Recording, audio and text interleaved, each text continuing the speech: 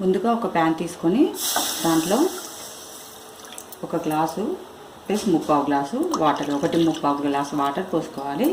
ఇక్కడ నేను ఒక గ్లాసు బియ్యపు రవ్వ తీసుకుంటున్నాను, అందు గురించి 1/3 గ్లాసు నీళ్ళు పోసుకొని దాంట్లోకి కొద్దిగా శనగపప్పు వేసేసుకొని మూత పెట్టి ఎసరు రానివ్వాలి. ఇది ఒక గ్లాసు బియ్యపు రవ్వ. బియ్యాన్ని ముందుగానే కడిగి ఆరబెట్టుకొని మిక్సీ పట్టుకున్నాను. ఇలా పట్టుకోవడం వల్ల రవ్వ అనేది ఈవెన్గా వస్తుంది, పిండి అనేది అసలుకే మనకు రాదు. డైరెక్ట్గా కూడా బియ్యాన్ని మిక్సీ చేసుకోవచ్చు. ఇప్పుడు దీన్ని ఇందులో పోసుకొని బాగా కలుపుకొని ఉడకనివ్వాలి. ఈ విధంగా కలుపుకోవాలండి. రవ్వ ఉడికే వరకు మనము సిమ్లోనే పెట్టుకొని ఉడికించుకోవాలి మూత పెట్టి. ఇప్పుడు మూత తీసి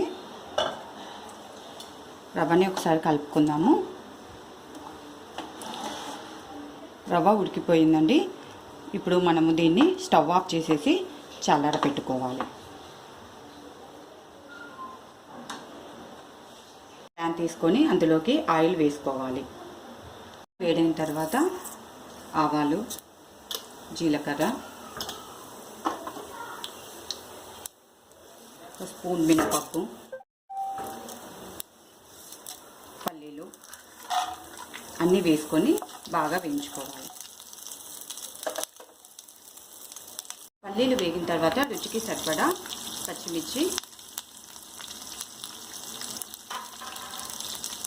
కరివేపాకు, కొద్దిగా కొత్తిమీర,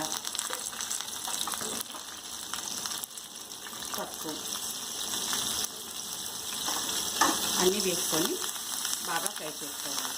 ఈ సరిపడా ఉప్పు కూడా ఇప్పుడే వేసుకోవాలి. తురిమి పెట్టుకున్న మామిడికాయ కూడా వేసుకోవాలి.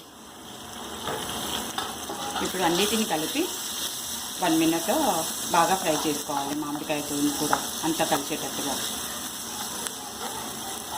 ఈ విధంగా వేగిన మిశ్రమాన్ని మనం ముందుగానే ఉడకబెట్టుకున్న రవ్వలోకి వేసేసి రవ్వ అంతా బాగా కలిసేటట్టుగా కలుపుకోవాలి.